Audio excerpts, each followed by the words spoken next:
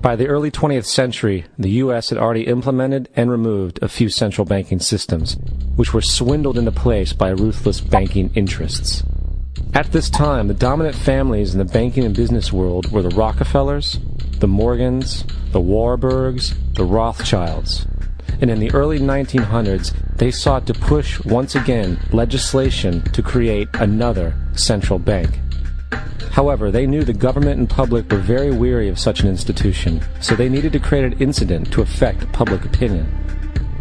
So, J.P. Morgan, publicly considered a financial luminary at the time, exploited his mass influence by publishing rumors that a prominent bank in New York was insolvent or bankrupt.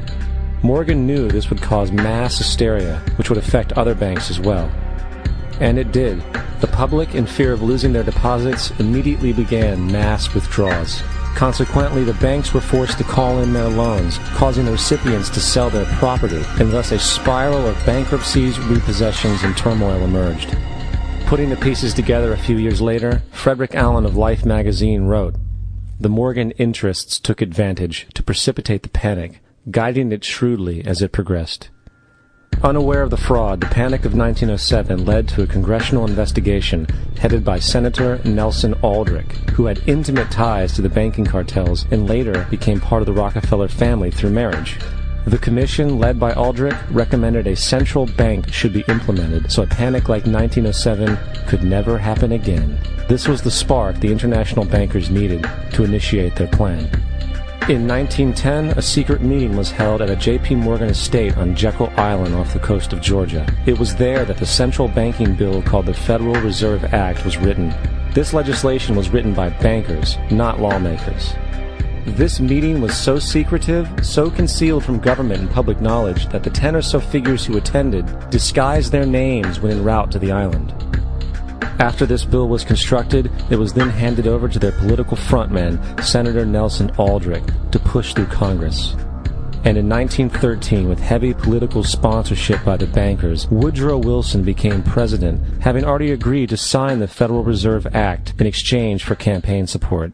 And 2 days before Christmas, when most of Congress was at home with their families, the Federal Reserve Act was voted in, and Wilson in turn made it law. Years later, Woodrow Wilson wrote, in regret,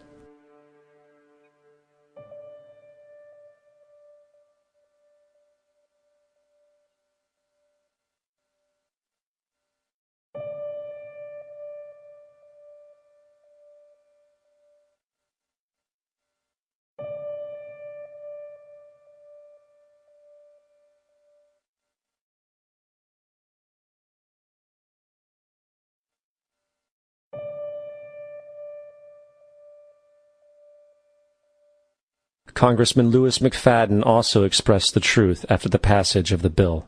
A world banking system was being set up here, a superstate controlled by international bankers, acting together to enslave the world for their own pleasure. The Fed has usurped the government. Now, the public was told that the Federal Reserve System was an economic stabilizer, and inflation and economic crises were a thing of the past. Well, as history has shown, nothing is further from the truth. The fact is, the international bankers now had a streamlined machine to expand their personal ambitions. It's alive! It's alive! It's alive! For example, from 1914 to 1919, the Fed increased the money supply by nearly 100%, resulting in extensive loans to small banks and the public. Then, in 1920, the Fed called in mass percentages of the outstanding money supply, thus resulting in the supporting banks having to call in huge numbers of loans, and, just like 1907, bank runs, bankruptcy, and collapse occurred. Over 5,400 competitive banks outside of the Federal Reserve System collapsed, further consolidating the monopoly of a small group of international bankers. Privy to this crime, Congressman Lindbergh stepped up and said in 1921, "Under the Federal Reserve Act, panics are scientifically created. The present panic is the first scientifically created one, worked out as we figure a mathematical equation." However, the panic of 1920 was just a warm-up. From 1921 to 1929, the Fed again increased the money supply, resulting once again in extensive loans to the public and banks.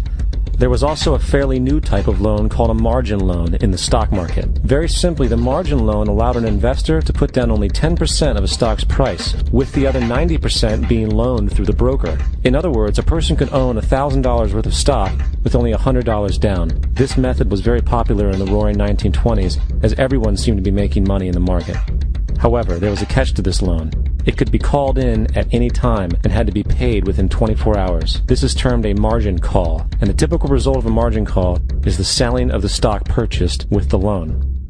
So, a few months before October in 1929, J.D. Rockefeller, Bernard Baruch, and other insiders quietly exited the market, and on October 24th, 1929, the New York financiers who furnished the margin loans started calling them in masse.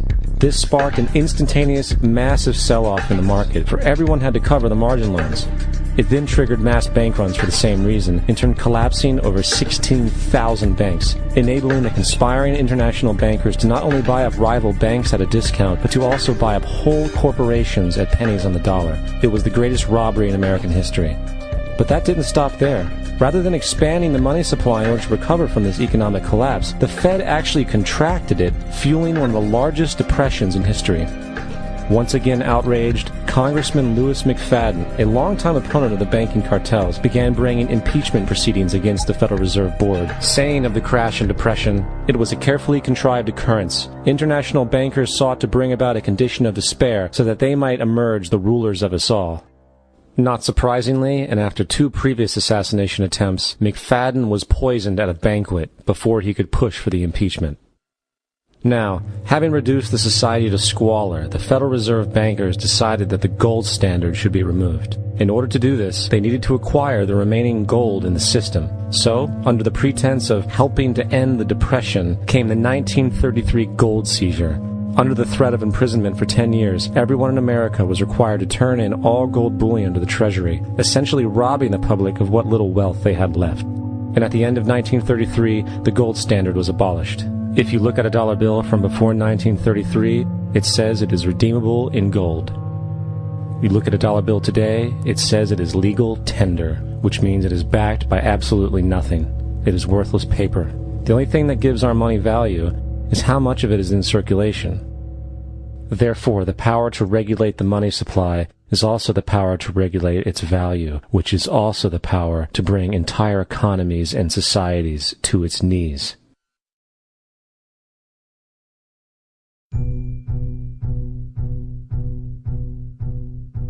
It's important to clearly understand, the Federal Reserve is a private corporation. It is about as Federal Express. It makes its own policies and is under virtually no regulation by the U.S. government. It is a private bank that loans all the currency at interest to the government, completely consistent with the fraudulent central banking model that the country sought to escape from when it declared independence in the American Revolutionary War.